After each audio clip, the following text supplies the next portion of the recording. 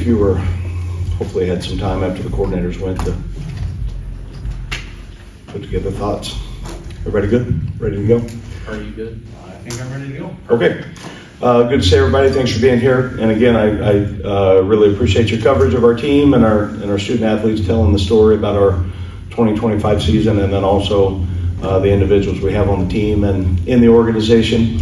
We're excited at this point in the year, 2 games in, and having a chance to be 2-0. That's big for us. I think we're trending in the right direction in a lot of ways in all 3 phases, making progress. Excited to get conference play here, and obviously a lot of respect for the coaching staff at USC, and they've got really good players. Our guys are excited about having a chance to play in Ross-Ade again, 3:30 kick, and a lot of excitement will be built around this game. We had a good start to preparation this morning with our practice, and look forward to a really good week. I can answer questions now. When you took a second look at things, which parts of this team took a step forward against Southern Illinois? Yeah, on the line of scrimmage offensively, took a big step. I thought they did a nice job. And then once we got into the game, I felt like the play of the quarterback was really solid. And I thought our runners ran the ball well. Tough yardage after contact, finishing the run the right way. And good to see the tight end show up in the throw game. And then on defense, was good to see some communication take over once we got some things worked out that we needed to in that area. Once we saw the picture a second time, it was communicated and then executed. You're pretty familiar with this quarterback. Just what ways is he going to challenge this defense? Yeah, Jaden is, you have relationships with all guys you've had a chance to coach, and Jaden was our quarterback my first year at UNLV and led us to 9 wins, and just a wonderful young man, a great family, and was a lot of fun to coach. And he's had great success at USC. Looks like he's continued to develop his game, both throwing, reading defenses, running the complete way that quarterbacks do, and he can make every throw there is on the field.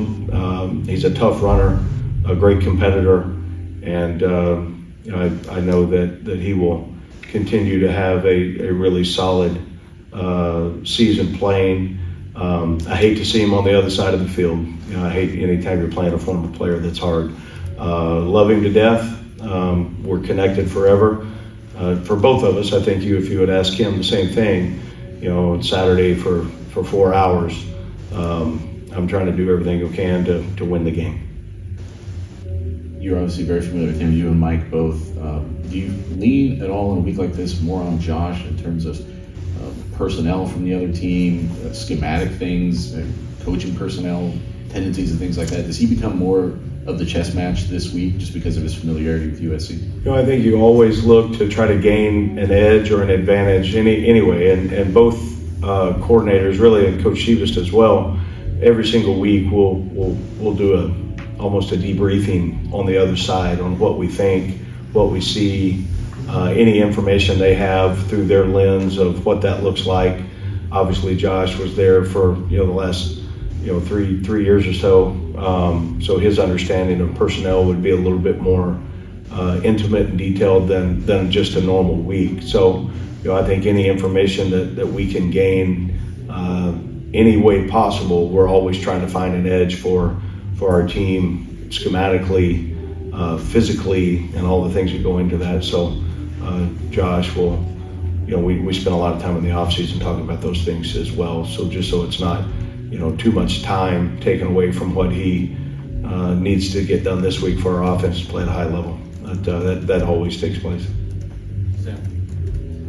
Barry, Devin has 46 carries in 2 games. That's his second highest of his career, dating back to his freshman year. Josh said that may not be the norm going forward, but to have a back that's an older guy who can handle that workload and the physicality of being a running back, how much does that kind of give your offense maybe a little bit of an edge to have the guy that I didn't see him get knocked back the other night? He moved forward every time he got the point of contact? Yeah, I think, number one, we've got to be able to run the ball, and it doesn't have to mean, Mock gets 46 carries in 2 weeks, but if that's what it takes, that's what we'll do. And I think we've got some guys that are continuing to get in a position that maybe can share some of that load as well. But it's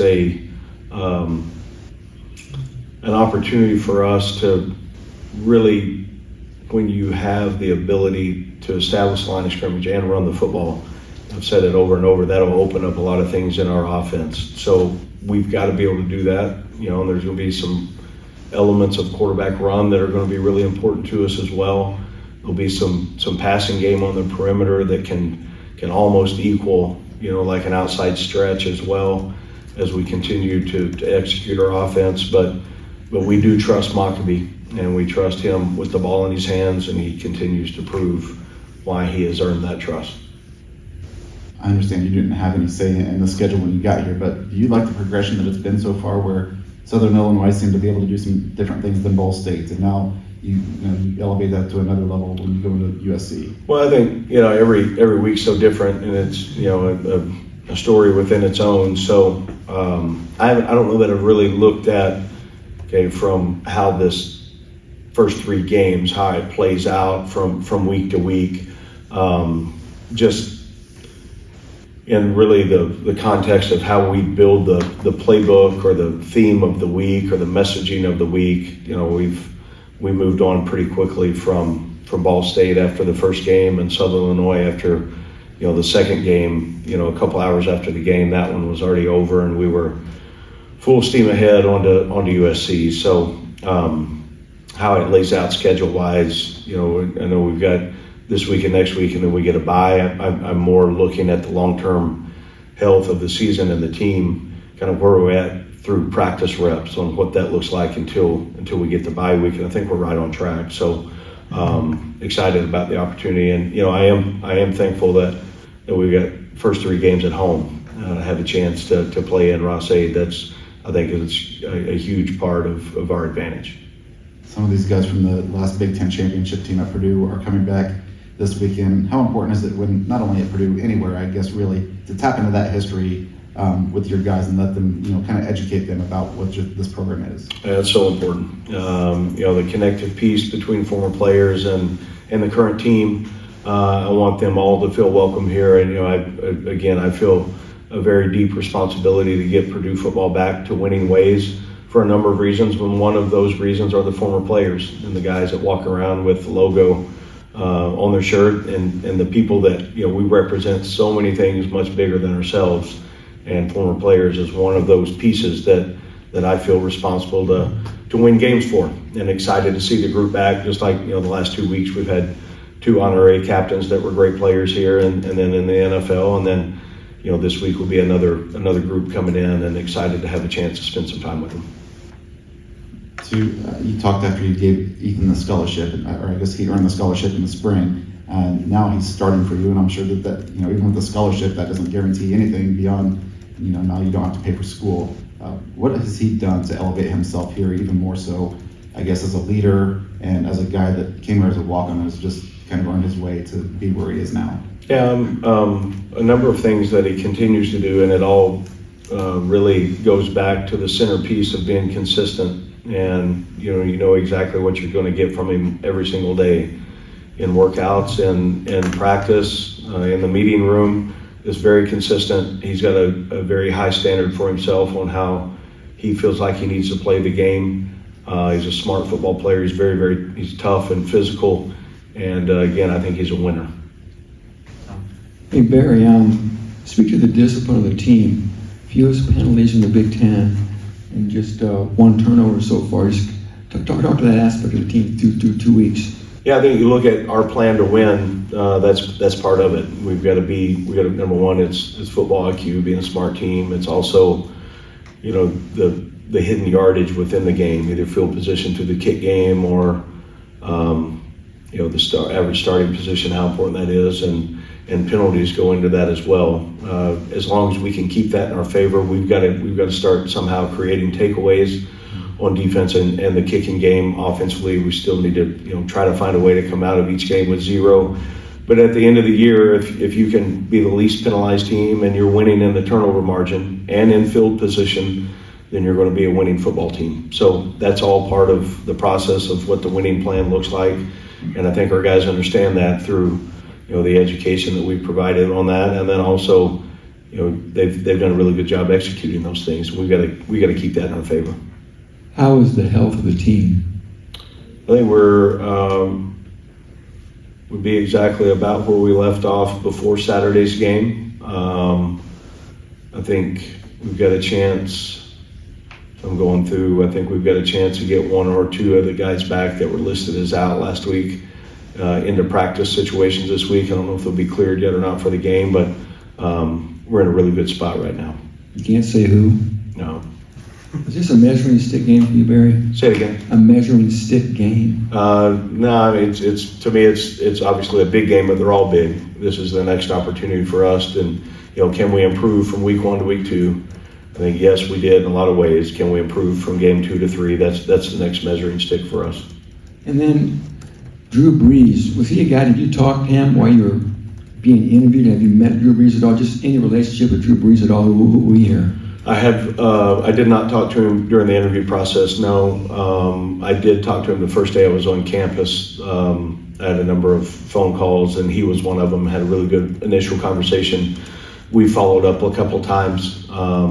He's helped us some in recruiting, and then also you look at the respect factor that Drew Brees has around the world, how important it is for us at the quarterback position to play really well, to honor him, as all the other great quarterbacks that have played here. But he and one of the guys that I coached years ago, or was an assistant coach during his time, Chase Daniel, they were together with the Saints, so there's a more connective piece there.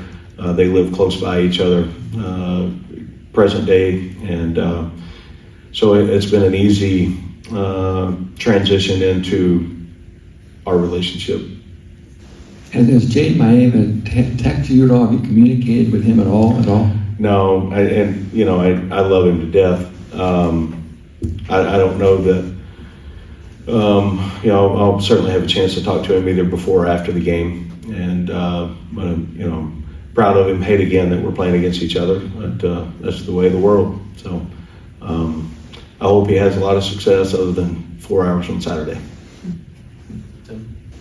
Just one, your thoughts on, it looks like they're going to go down to a single portal opening in the spring as opposed to the two. Your thoughts on it and what it means for Purdue? Yeah, I think you look at the opportunities that creates in the month of January and what that looks like. I don't know what our number will be yet on the add the high school class mid-years that we're going to have graduate early in high school and enroll. We've got a pretty healthy number in that regard. So that early portal window, I think the advantages are you get the guys here that you would add to your roster through that time frame. You get a chance for them to go through the winter conditioning phase, the Winning Edge program, spring practice. So you've got them for a little bit longer if you can get them into school during that time. So I'm in favor of one. And I know most guys that are going to get in the portal, they know where they're going anyway before they get in. So we'll be very aggressive to help build our roster for 2026 during that time. And as far as numbers or what that looks like, we won't have any idea yet until we get closer to the end of the season on how many transfers we're going to take. I just want to follow up on that because it would seem like the spring portal has been pretty advantageous, especially maybe if you're coming in first-time coach. It gives the players that are deciding what they want to do a chance to work with you guys, show you what they have. It gives you a chance to evaluate them. So I guess if you're in favor of one, what wins out over that as far as being better for the sport or better for coaches? I don't know what's better for the sport, but that's what the rule is going to be. It sounds like hasn't been stamped yet, but it sounds like it is. So I'm just taking the approach that's the best approach for us. So we're going to make it the best. Last year we signed 46 guys, or 46 guys joined us that didn't go through spring practice. So it worked for us last year on what the rules were. I'm always going to be a believer in whatever it is. We're going to make the most of it, the best of it. And if sit around, well, why don't we have 2 and all that, then that's wasted energy and thought. So we've got to have a great plan, be very select and direct on what we need to target during that window in January, and then find a way to get them. Barry, you took 54 guys overall from the portal. Can you possibly get 50 transfers in that one 10-day window or so in January? You're going to have to if that's the rule. So now the rule is that's when they have to go in. So they could join you later, but that's when you would have to enter your name in the portal. So we'll adjust. I mean, it's new for everyone, just like the last couple of years have been new. You got to adjust, you got to adapt, you got to make it work, and we will. We'll have a really good plan for it. Why was the rule changed, do you think? I don't know. I mean, a lot of thought, a lot of discussion, a lot of conversation with the AFCA and the different leagues on what it looks like, and then you get into athletic directors, presidents on their vote. So the thing I don't want to lose sight of is when school starts, each school in different times. Ours is early in January, so there's a window of time to be able to get a guy in school with the time they need to. And still, there's a thing called graduation. So, and I care deeply about that. Everybody that we get in our program, if they haven't graduated yet, it's my job to make sure they graduate from college. So we will never lose sight of that. That's a big, important piece to the component on us bringing a guy to Purdue. Educationally, they've got to understand the impact that it takes to graduate and what it looks like if you get a degree from this place, how that changes your life in a positive way. Anything else for Coach? All right, thanks, Coach. Thanks, Have a great everybody. week, guys.